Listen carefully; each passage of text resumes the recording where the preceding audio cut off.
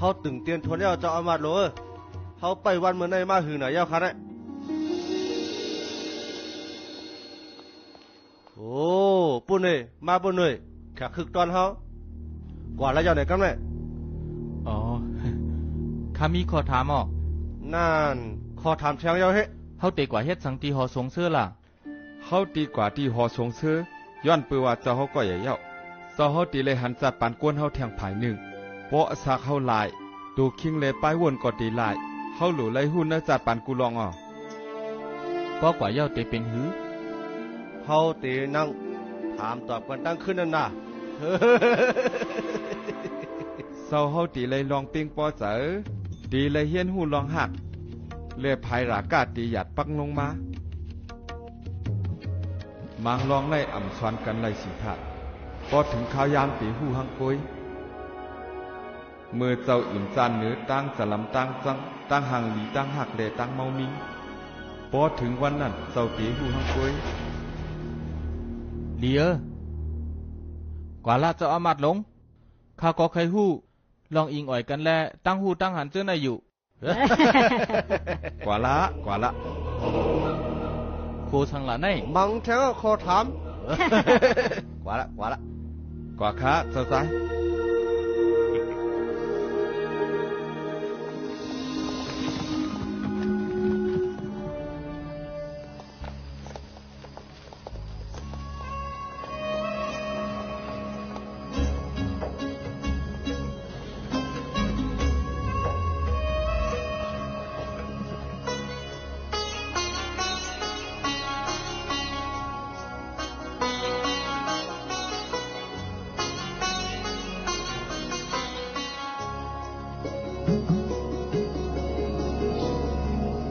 ใจ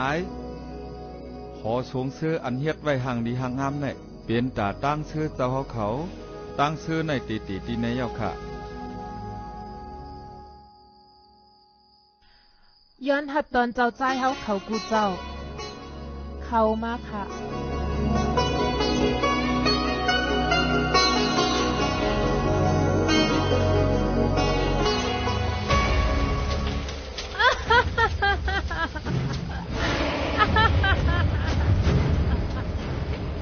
ใครว่าเจ้าหือหลานในโมหินีมันเป็นลองเตมันเจ้าอามาตย์หลงเปียกซ้ำตีนในเตห้องว่าหอสงเสือก้อยกาอันสุดเจ้าเตเลยทมในมันเป็นไฟมันอำไรจุดเผาก้อยกามันเตล้อมหอบมันเตมัดเจอก้นเฮาไว้ในหลากะเพราะว่าเจ้าใจเขาห้าฐานเตก็ยังคำมากค่ะเลยป้อมนั้นก็มือขึ้นเหขอความสูในมันตาลองไขหูไขหันเฮาเตะตัวเหลียวในเฮาตีโหนหลังขึ้นหน่ำไรเย้าเขามาค่ะ